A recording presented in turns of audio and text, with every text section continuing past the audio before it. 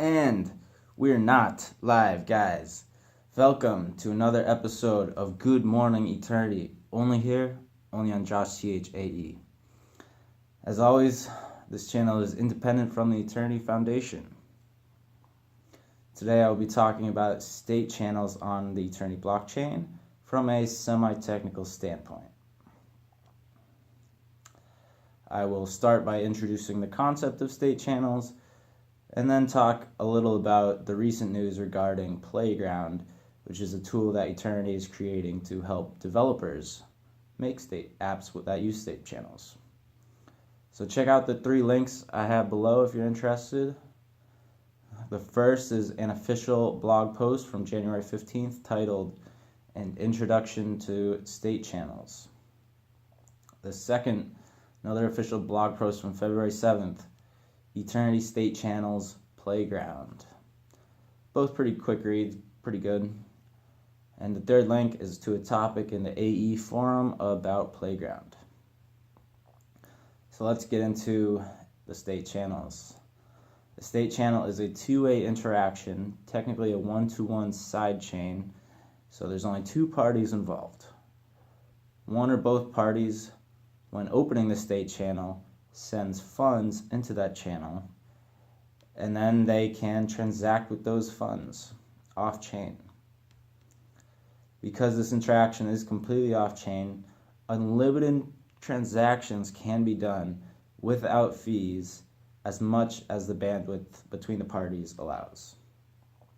Smart contracts can also be run in state channels, which opens up many use cases for pay-as-you-go nano payments, or for example, paying per frame on a video streaming service. Video games are also prime use cases, as well as more serious financial applications. When a channel is closed, the main chain will solve any potential disputes, providing trustless security to the participants, the same level of security as the main chain.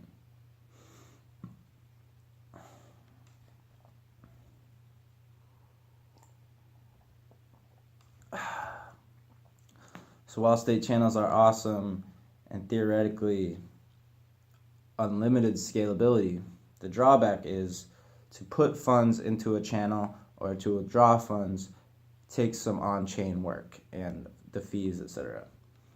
The good news is Æternity is pretty scalable on-chain, and the fees are very low right now, so it's not too much of a concern. But that could change as Æternity gains popularity. So state channels are live on Æternity, although there aren't many apps using them, and at the current moment you may need a node to access some of these apps, which definitely is an inconvenience and a barrier to entry.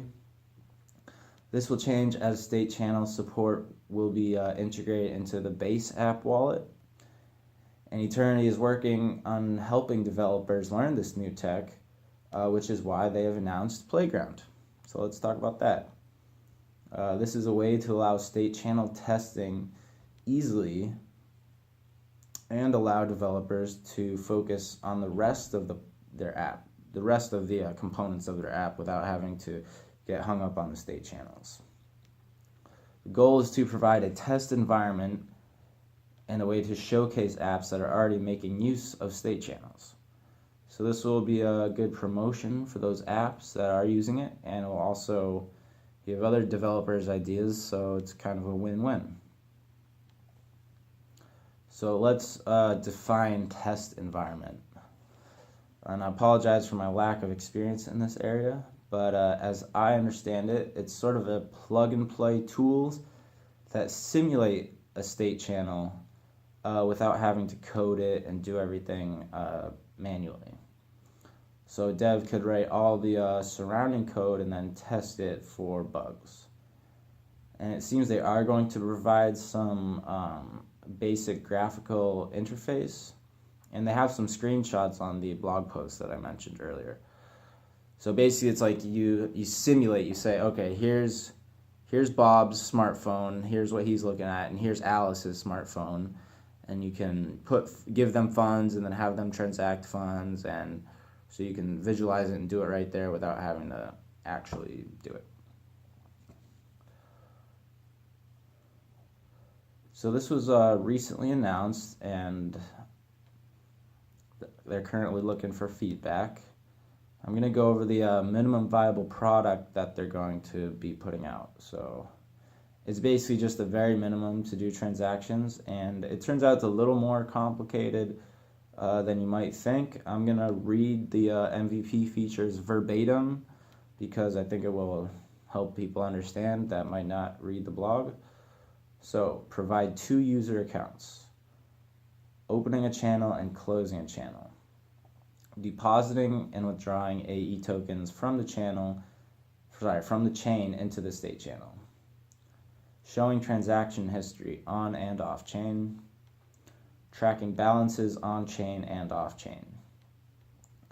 So as you can see, it gets a little more complex because there's the on chain, there's the off chain, how it works. And here's a list of features they're going to be adding to Playground in the future, or after they come out with the initial MVP.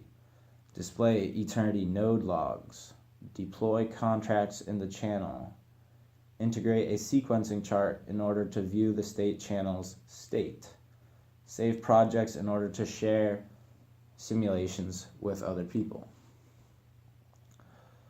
So that's basically the rundown on state channels and Playground. And now I'm going to give you my thoughts on the general space of scalability in blockchain. And I'm definitely not an expert in this field. So Lightning Network on Bitcoin is actually a layer 2 solution, but it does work in a similar way in some respects because it's not a sidechain. And while it is growing, the lack of ability to run smart contracts on it and the fact that right now it's just a little bit cumbersome to use. And I don't know if that will ever be fully solved due to the fact that it's not built into the core layer of Bitcoin. I mean, it's definitely growing popularity, and we'll see. But Ethereum has the Raiden network being developed to bring sidechains to Ethereum. Again, it's not built into the main chain. I think they're still developing it, so we'll see. I mean, F has other techniques that are much different, like sharding, but I'm not going to get into that. And again, they're a bit of a ways off. So I think Æternity is laying the groundwork and is moving fast. They're a very fast developing project. And I think they need to move fast so they can fill this niche that is nano payments. And the good thing is they didn't have to do some trade-offs like having only 21 nodes. And, that I think some of these trade-offs like EOS is making, well, I don't want to shit talk them too much. I just don't think they're truly censorship resistant, and in the long run that will probably not pay off well for them. It just doesn't seem to be in line with the principles of what makes a blockchain a blockchain. But everything, there's gray areas and everything in between and different use cases. So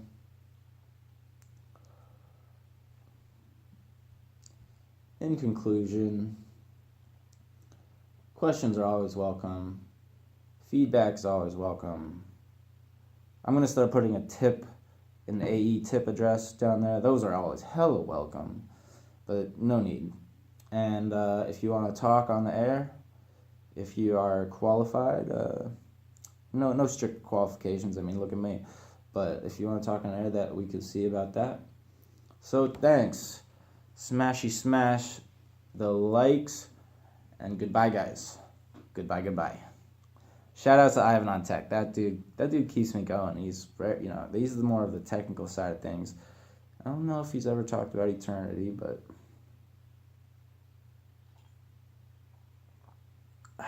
the tech is moving fast. Interesting times upon us.